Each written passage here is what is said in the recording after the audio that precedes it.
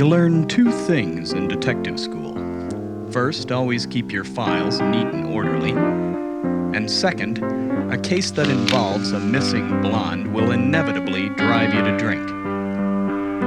Still, something about this case intrigued me. Besides, I was between clients at the time, and certain bill collectors were starting to get ugly. The papers said she was last seen in Derhatchet Hollow, walking her chihuahua through a nearby graveyard.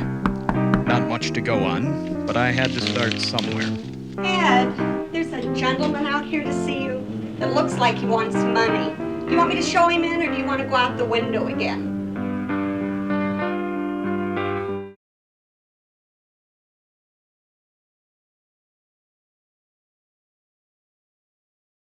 He wanted money, all right, Thank you, Mr. but it was Spectre. for a good cause. All proceeds go to the orphanage and are, of course, tax deductible. I don't mean to pry, but your secretary mentioned that you might be driving out to Derhatchet Hollow tonight. It's a very evil place. I want you to have this. It may save your life. It's a vial of holy water. $12. Tax deductible?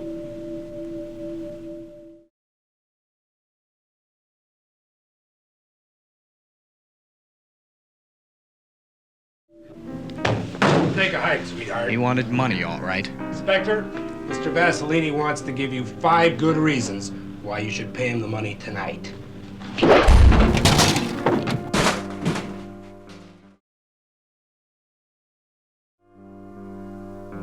As I slowly regained consciousness, I was touched by my secretary's concern.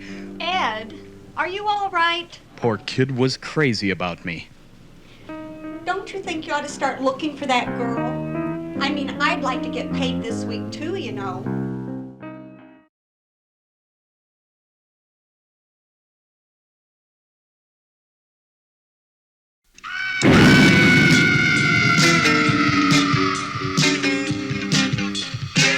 The Derhatchet Institute was founded by a Nobel Prize-winning scientist who disappeared in the late 50s, leaving the place deserted for nearly 30 years.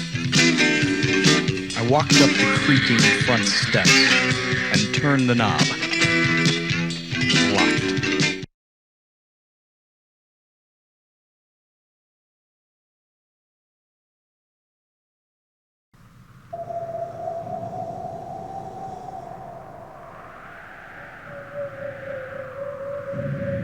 As I walked around the house, I saw an open window high above me. A little further along, I found a ladder, leaning next to another window.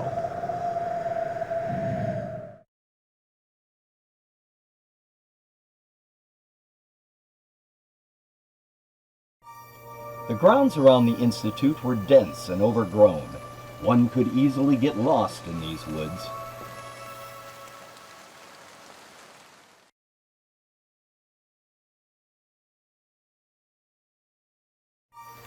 Within moments, I realized I was lost in the woods.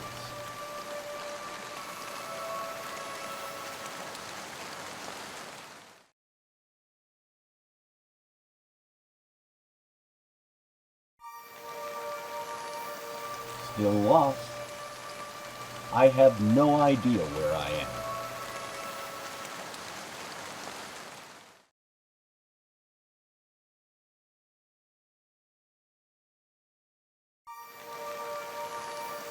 Wandering aimlessly.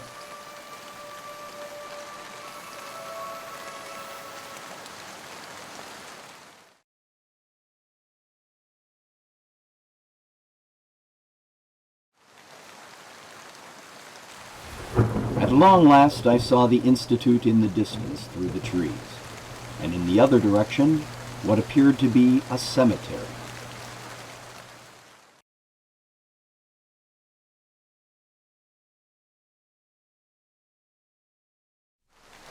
The graveyard was quiet. I decided to act like the scriptwriter and go in search of a plot. I found the marker for the Derhatchet family tomb.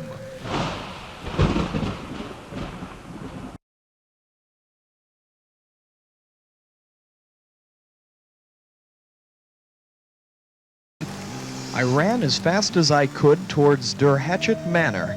I spotted a rotted chest in the bushes, but had no time to stop.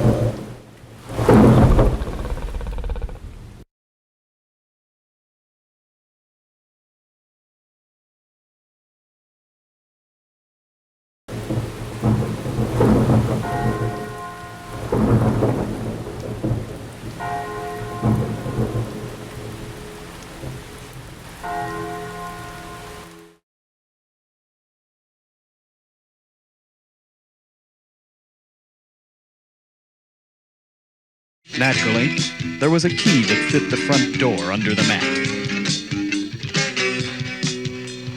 The stench was awful. It was like entering a tomb.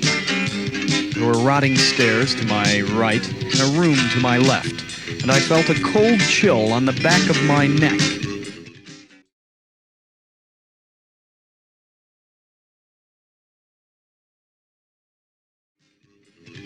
I whirled about in time to see the wind slam the door shut. Then I realized I wasn't alone.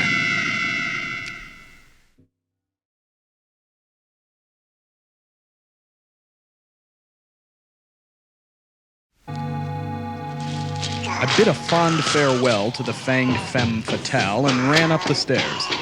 I paused to see if I was being followed. I was.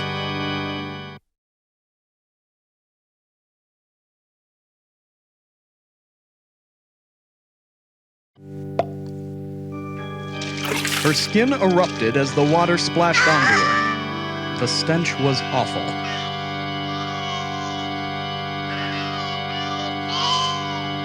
The second floor looked dark and uninviting.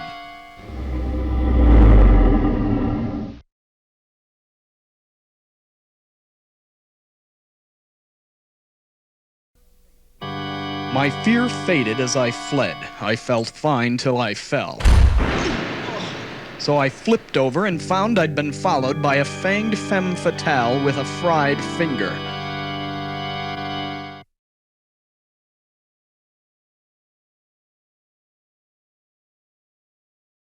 I hated to be rude, but sometimes you got no choice. As I stood up, a strange mist started to come in from under the door. The only other door led to a closet.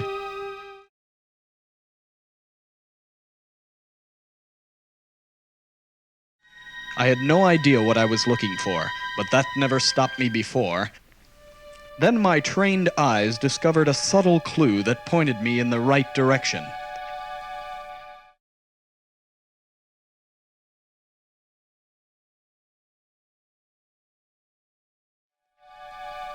I hesitated before entering the closet. Was I a man or a mouse? I decided to give it serious consideration from inside the closet.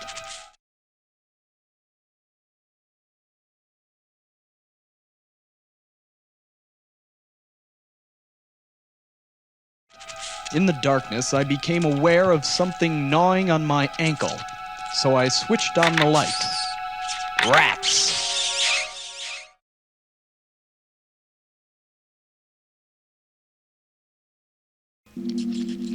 I turned on the light and discovered a stairway.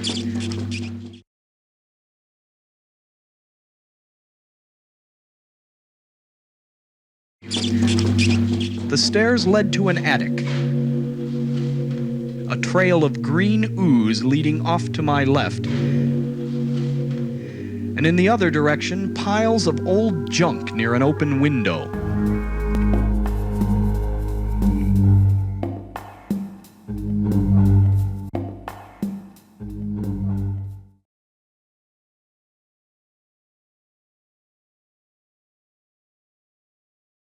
The slime led to a glowing crystal sphere next to a rotting, slime-covered pirate chest.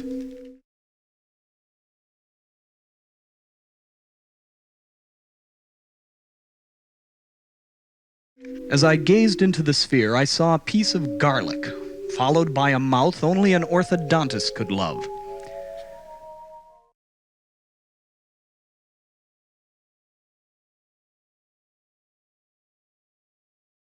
I opened the stinking rotted pirate chest and discovered, naturally, a stinking rotted pirate. Knife in one hand, small wooden box in the other.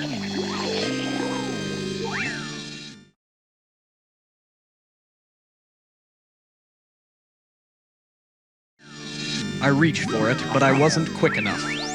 While I struggled to keep the pirate down, I was also struggling to keep my lunch down, and not doing well in either department.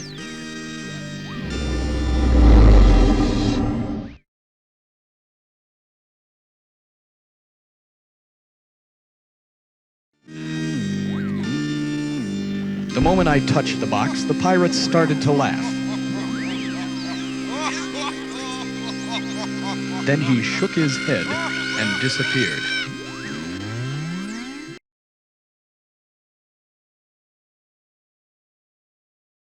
I slammed the lid down. Despite the open window, the attic smelled musty. The smell seemed to be coming from a large wooden crate. Then I saw it, and vice versa.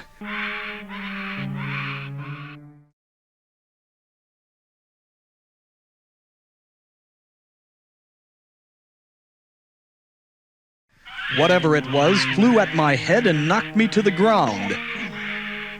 It looked angry.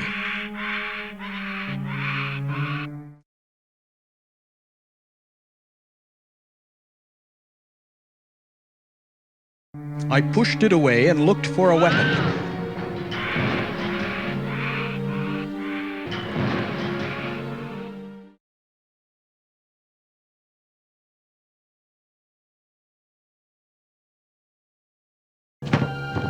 I grabbed the rope and a trap door opened. I fell for what seemed to be a long, long time and hit the ground hard. Fortunately, I broke my fall on something soft. Well, what do you think you're doing? Mother doesn't like anybody playing in her laundry. Do ya, Mom? That's right, stay out of my laundry. Why don't you run up those stairs where the butler's been nice enough to hold the elevator for you? I'm just a frail old lady who's... That's right, you heard her. This guy was obviously a psycho.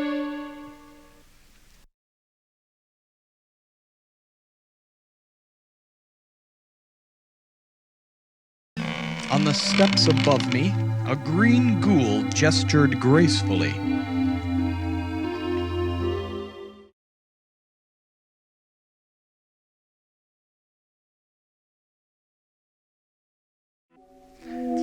I approached the zombie reluctantly and asked him who his tailor was.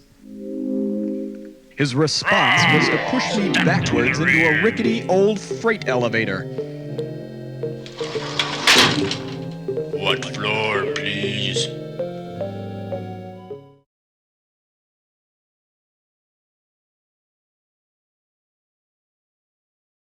First floor, everybody out. Watch the door. We arrived on the first floor and I got off.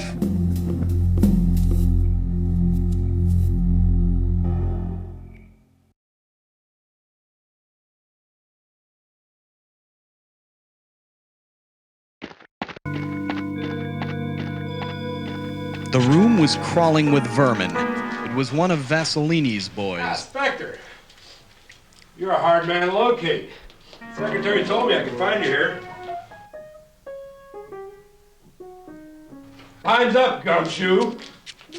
Mr. Vasellini's authorized me to pick up on all outstanding home improvement.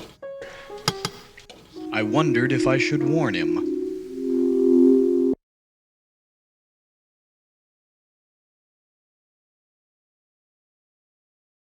What do you think, I'm stupid? It got him, No! whatever it was.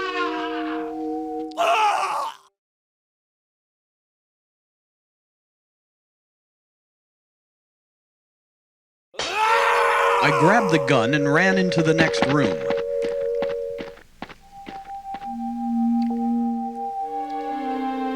The next room I came to had nothing in it but a bottle of clear liquid. Suddenly, the walls started tumbling down.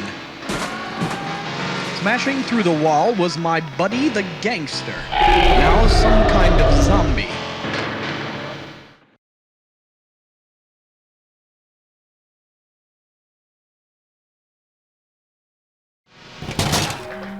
I struck a match and tossed it his way. That seemed to discourage him.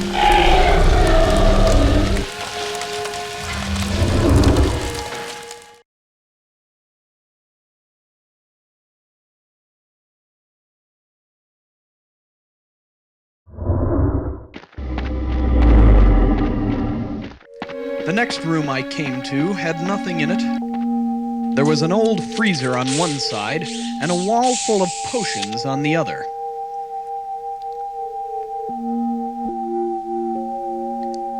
Just as I started to examine them, I heard a scream.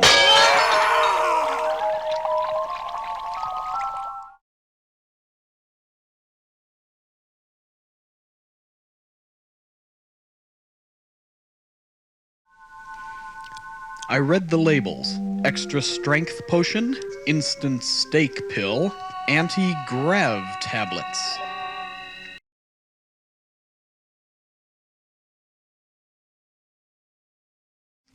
Anti-grav tablets. I noticed something strange from the moment I opened the jar.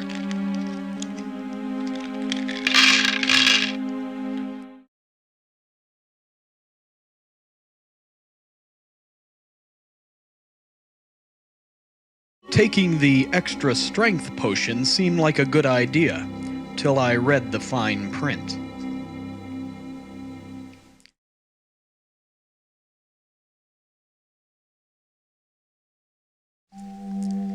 I wasn't hungry now, but an instant steak might come in handy later.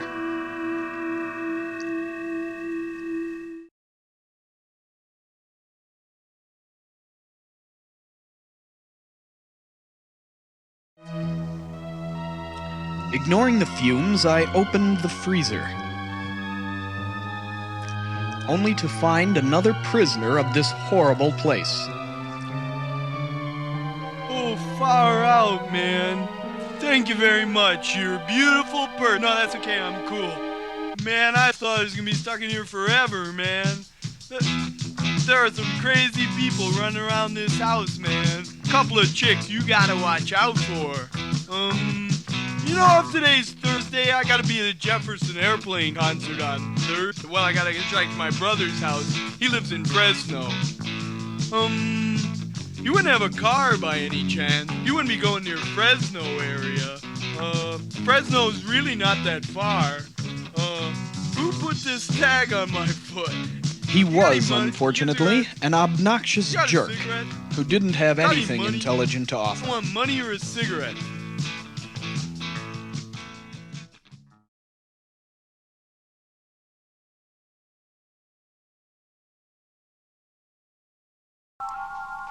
Hey man, you don't want to be messing with those chemicals, man. They're bad for your karma.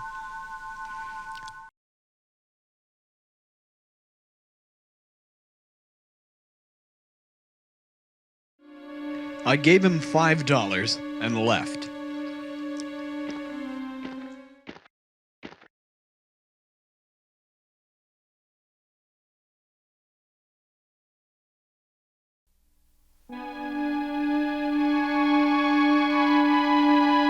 As I ran into the next room, I heard the scream again.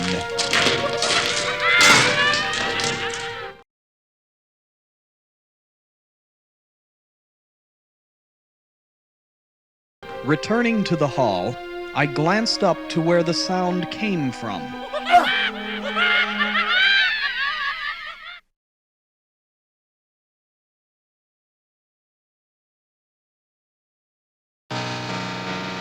I ran through the door and found myself near the elevator. I pushed the button and waited. There was a green door to my left and a stairway to my right.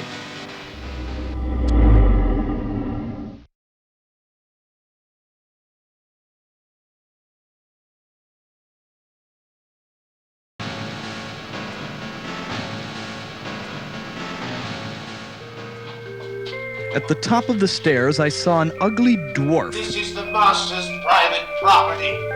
It's my job to see that it remains private. Private Eye versus Private Igor, eh?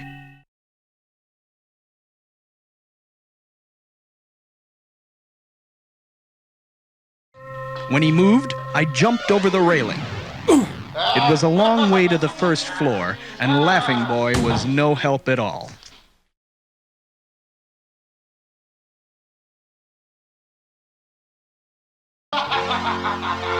I grabbed his shirt and he flipped over the railing.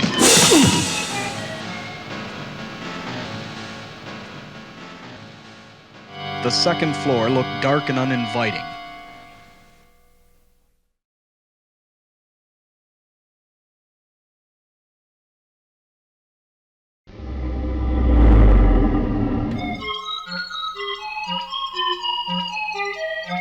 The room I next entered was obviously a library of some sort.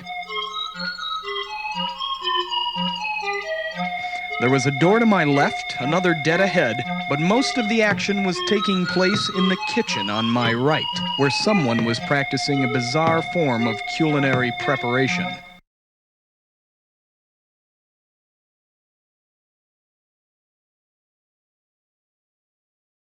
I couldn't put my finger on it, but there was something odd about the woman in the kitchen. If you're hungry, get it yourself! There ain't no room service in this hotel! I think maybe it was her 3-day beard.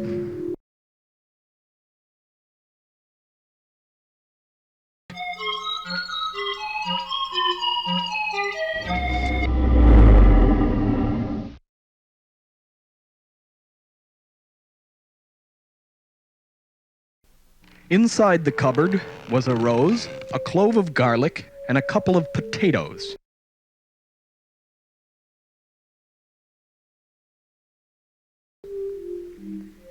I reached in and took the clove of garlic. Run along now, you're spoiling your appetite!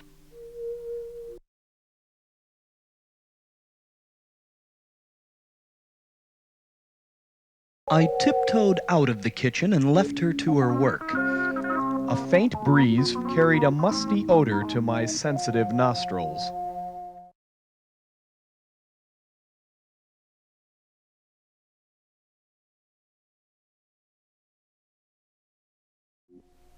This room seemed to be a lavatory. There was something odd about it, and then I realized what it was. The room smelled like wet dog. Suddenly, I realized that someone was coming up behind me.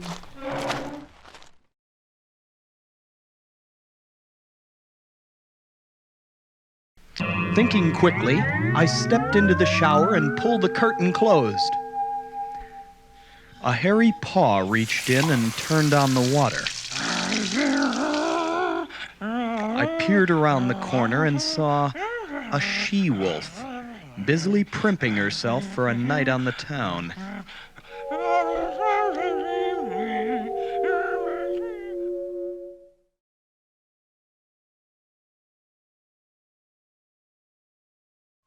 I whistled. She turned and giggled like a schoolgirl. Then she started towards me.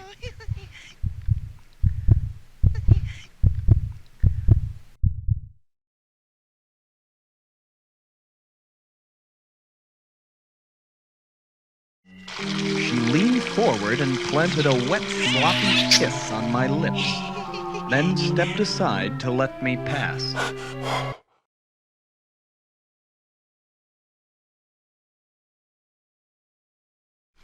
I stopped for a moment near the doorway to pick up a playing card for good luck.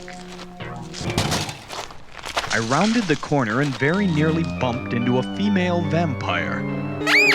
She was just starting to leave when I gave myself away.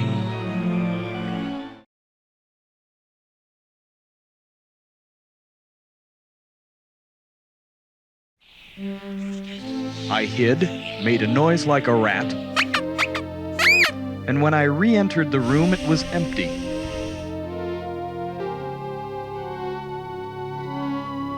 There was a closet in the corner with doors on either side of it.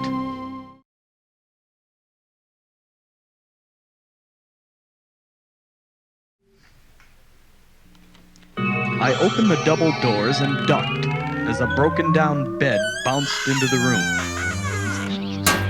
She rose from the bed like smoke from the burning book.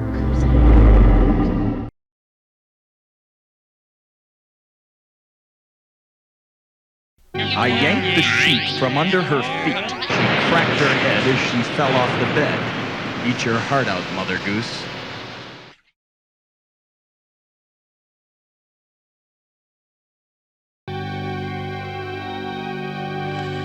I opened the closet door and hurried in. A moment later, I was in another hallway. I was reaching for the door handle when suddenly... The one you seek is in that room, but she won't be living with you. Do you want to know why?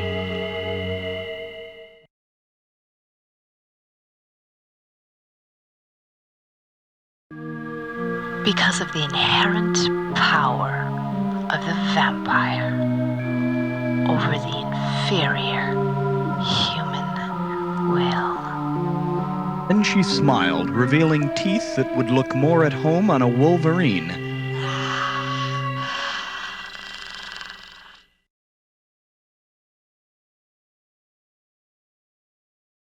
When she grabbed me, I grabbed my hat.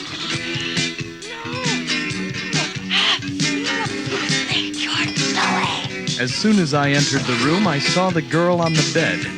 I had to move fast. The hat trick wouldn't buy me much time.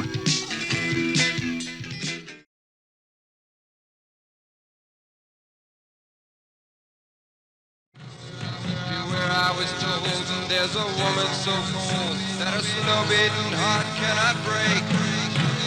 To love you tonight while the full moon is bright. To impress her, you best bring a stick. I hid behind the curtain and watched in horror as the room filled with female vampires.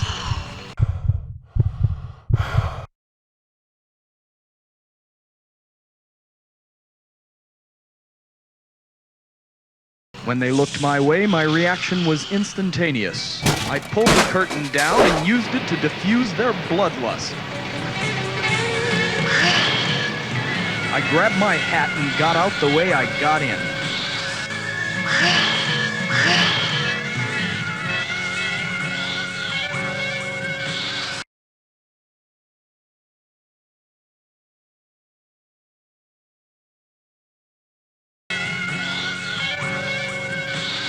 In my haste to escape, I managed to trip over the bed.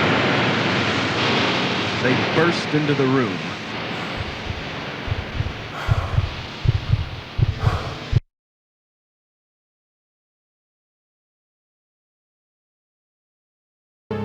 I remained where I was till the last possible second, then jumped up, grabbed the bed, and flung it into the wall. The fire from the book had spread to the walls.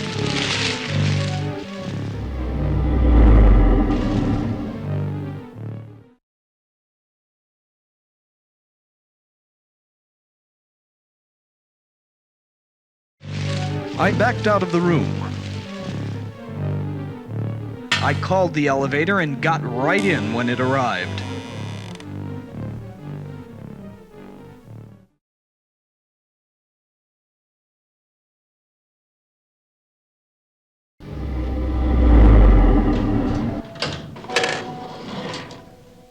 I stumbled into some kind of witch's coven.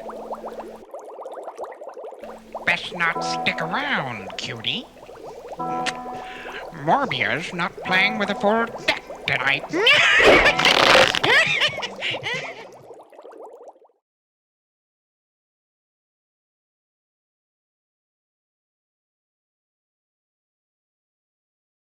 I pulled the card out of my pocket. The witches seemed pleased. Thanks to you, Morbia is now playing with a full deck. We are in your debt, but do not try our patience.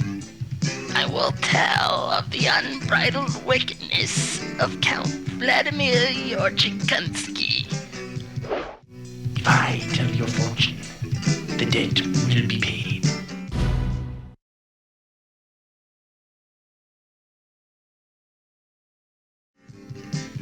The Count is the true master of this house. To oppose him is to gamble with your life. Pick a card.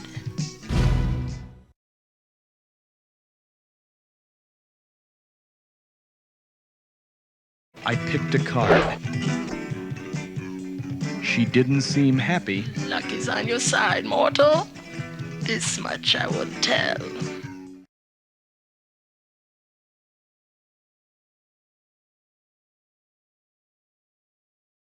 A steak is the only thing the Count finds hard to swallow.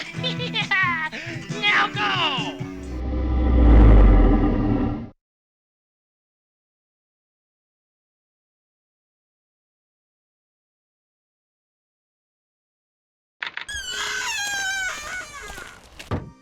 There was some kind of laboratory just ahead. I had no idea which way to turn.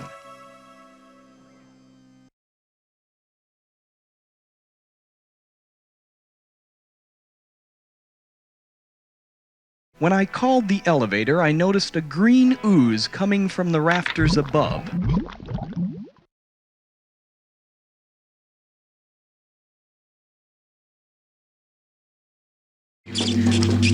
The stairs led to an attic.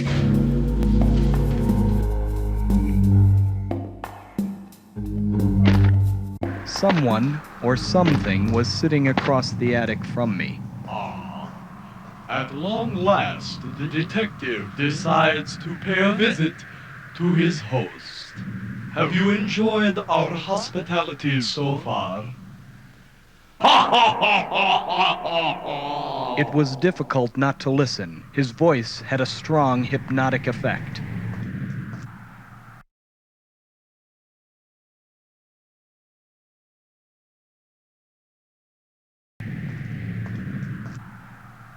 You don't know me, but I know you. Each time you lapse in consciousness, I get to know you a little better. Come, sit. Drink with me. It's something I picked out close to your heart. That was my blood he was sucking on.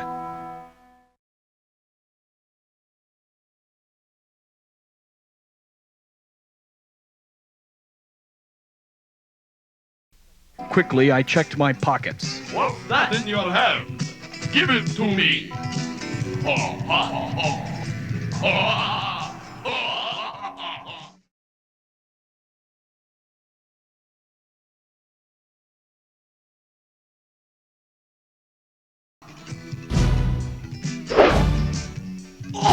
A stake in my throat! Oh no!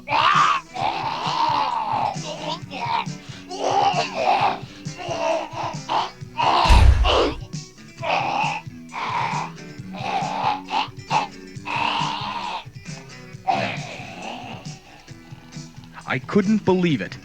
Was he really dead?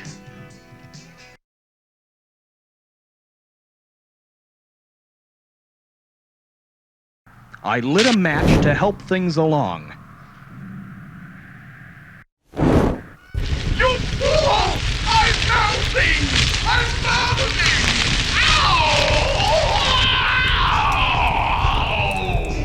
Ow! Count Yorchikansky was history, and I'd be in the same boat if I didn't haul ashes in a hurry.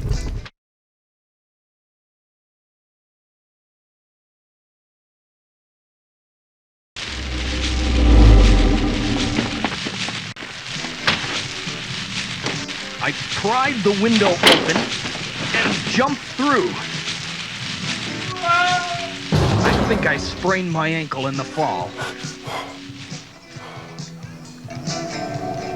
I was running through the woods when I spotted my secretary up ahead. Would she be glad to see me?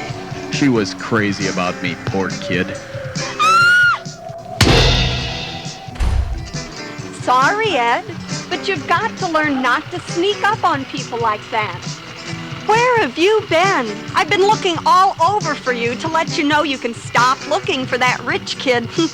Seems she wasn't missing after all. Her parents just never thought to look in her bedroom. Are you okay, Ed? You don't look so good.